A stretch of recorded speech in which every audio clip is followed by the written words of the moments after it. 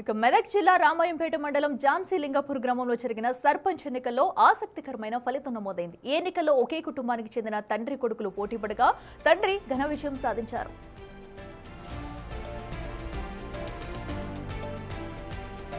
Congress party తరపున పోటీ చేసిన తండ్రి తన కుమారుడు వెంకటేష్ పై 99 ఓట్ల మెజారిటీతో గెలుపొంది ఝాన్సీ లింగపూర్ గ్రామ సర్పంచ్గా ఎన్నికయ్యారు. తండ్రి విజయం సాధించడం ఈ ఎన్నికల ప్రత్యేకతగా నిలిచింది. ఈ విజయం ఝాన్సీ లింగపూర్ గ్రామంలో చర్చనీయాంశంగా మారింది.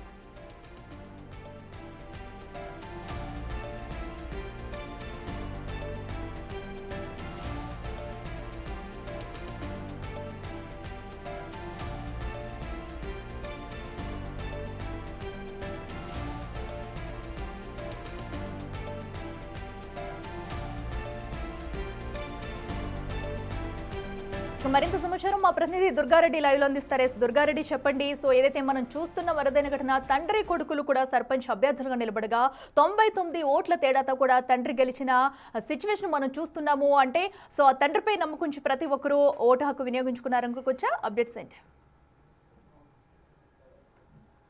అఖిల, మెదక్ జిల్లా రామాయంపేట మండలము ఝాన్సీ లింగాపూర్ లో మాత్రము తండ్రి కొడుకులే గ్రామం సర్పంచ్ గా అభ్యర్థులుగా నామినేషన్ వేసినప్పటి నుంచి తండ్రి గెలుస్తాడా కొడుకు గెలుస్తాడా అని చెప్పి చాలా కూడా ఆ గ్రామానికి సంబంధించిన అంతా కూడా ఒకవైపు అంటే ఝాన్సీ లింగాపూర్ లో మాత్రం గత 12 సంవత్సరాలు ఆ తండ్రి సర్పంచ్ గా పోటీ చేశాడు. ఆ తర్వాత రిజర్వేషన్ మార్పుల వల్ల ఆ తండ్రి కూడా సైలెంట్ గా అయిపోవడం జరిగింది. దాంతో పాటు ఇప్పుడు వాళ్ళకి అనుకూలంతో గ్రామస్తులంతా ముందుకు వచ్చి తండ్రి చేసిన సేవలు, తండ్రి చేసిన రోడ్లు, సీసీ రోడ్లు, మురికి కాలువలు, విధి దీపాలు, ఆ తర్వాత పింఛన్లకు అంటే ప్రతి ఒక్క పేదవారు ఎవరైతే ఉన్నారో వారందరికీ కూడా న్యాయం జరుగుతుందని ఉద్దేశంతో మాత్రమే ఆ గ్రామానికి సంబంధించి చాలా మందికి కూడా ఆ తండ్రిని పోటీలో పెడితే కొడుకు కూడా నేను కూడా ఉంటాను, నేను కూడా గత 5 సంవత్సరాలు వార్డు మెంబర్ గా చేశాను కనుక నాకు ఒకసారి అవకాశం ఇవ్వాలని చెప్పి కూడా తండ్రి మీద కొడుకు పోటీ చేశాడు. ఈ రోజు మాత్రం కొడుకుపై మాత్రం వెంకటేష్ పై తండ్రి 99 ఓట్లతోటి అతను గెలుపొందడం జరిగింది. అక్కడ వాళ్ళు సంబరాలు చేసుకున్న పరిస్థితి. అంటే అభివృద్ధి ఆకాంక్షించి మాత్రం ఆ ప్రజలు అక్కడ ఝాన్సీ లింగాపూర్ లో తండ్రికి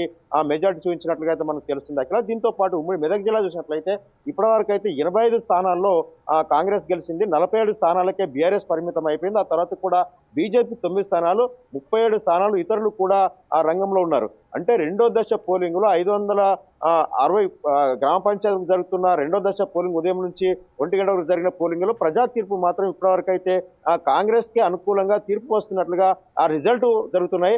మేజర్ గ్రామ పంచాయతీలు ఎక్కడైతే చిన్న గ్రామ పంచాయతీలు ఉన్నాయో అక్కడ రిజల్ట్ బయటకు రావడం జరిగింది. 2 నుంచి 3, 5,000 వరకు ఎప్పుడైతే గ్రామ పంచాయతీలో ఓటర్స్ ఉన్నారో వాళ్ళంతా కూడా తీర్పు అర్ధరాత్రి 1-2 గంటల వరకు రిజల్ట్ వచ్చే అవకాశం అయితే కనిపిస్తుంది. ఇదైతే ఇప్పుడు మెదక్ జిల్లా చూస్తే మాజీ ముఖ్యమంత్రి కె చంద్రశేఖరరావు ప్రాతినిధ్యం వహిస్తున్న జిల్లా, తర్వాత మాజీ మంత్రి హరీష్ రావు అంటే సిద్దిపేటలో తప్ప మిగతా చోట్ల కూడా కాంగ్రెస్ దూసుకెళ్తుంది. గజ్వేల్లో ముఖ్యమంత్రి ఎక్కడ చేసినా కానీ అక్కడ పరిపాలించిన ఆ నియోజకవర్గంలో కూడా కాంగ్రెస్ మొదటి దళితులో దూసుకెళ్లిన పరిస్థితి. ఆ తర్వాత ఇప్పుడు చూస్తే నెక్స్ట్ కొన్ని చోట్ల వస్తుంది. సిద్దిపేట తప్ప మిగతా అంతా కూడా కాంగ్రెస్ వైపే ప్రజా తీర్పు ఉందని చెప్పి మనము ఆన్సర్కు రావచ్చు. తర్వాత కూడా రిజల్ట్ మాత్రం ఆ విధంగా ఉంది. చాలా చోట్ల అంటే మెదక్ చూస్తే మనం ఆందోళన దామోదర్ రాజనరసింహ బలపరిచిన వ్యక్తి కూడా అక్కడ ఓడిపోవడం జరిగింది. అక్కడ బీఆర్ఎస్ అభ్యర్థి మాత్రం గెలవడం జరిగింది. దాంతోపాటు సిద్దిపేట ఏదైతే హరీష్ రావు దత్తత గ్రామం ఉందో అక్కడ బీఆర్ఎస్ సంబంధించిన వ్యక్తి కూడా గెలవడం జరిగింది. ఒకప్పుడు నిజంగానే చూస్తే 2014 నుంచి 2023 వరకు ఏ ఎన్నిక జరిగినా ఉమ్మడి మెదక్ జిల్లానే రాష్ట్రంలో ప్రభావం చూపేది.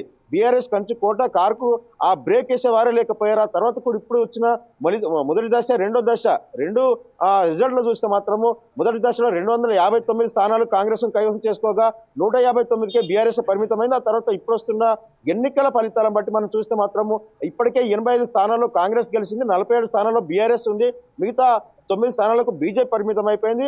ఇప్పటికే 37 స్థానాల్లో ఇతరులు కూడా వాళ్ళు విజయం సాధించినట్లుగా వస్తున్నాయి. మరో అర్ధరాత్రి వరకు కూడా పూర్తిగా రిజల్ట్ ప్రకటిస్తే ఎవరికి ఎన్ని స్థానాలు వచ్చాయి, వారు ఎవరెవరు పోటీ ఏ విధంగా ఉందని చెప్పి కూడా ప్రజా తీర్పు ఏ విధంగా ఉంది, ప్రజలకు ఏ విధంగా వాళ్ళు న్యాయం గెలిచిన సర్పంచులు కావచ్చు, వార్డు మెంబర్లు కానీ ఏ విధంగా న్యాయం చేస్తారనేది కూడా కొంచెం అంటే గ్రామానికి సంబంధించిన వాళ్ళు అంటే పట్టణ ప్రథమ పౌరుడు లేక గ్రామానికి ప్రథమ పౌరుడు సర్పంచ్ వార్డు మెంబర్లే కనుక వాళ్ళు మాకు న్యాయం చేస్తారనే ఉద్దేశంతో మంచి వ్యక్తిని అనుకున్నట్లుగా మనకు సమాచారం అయితే అందుతుంది. అఖిల. రైట్ దుర్గారెడ్డి.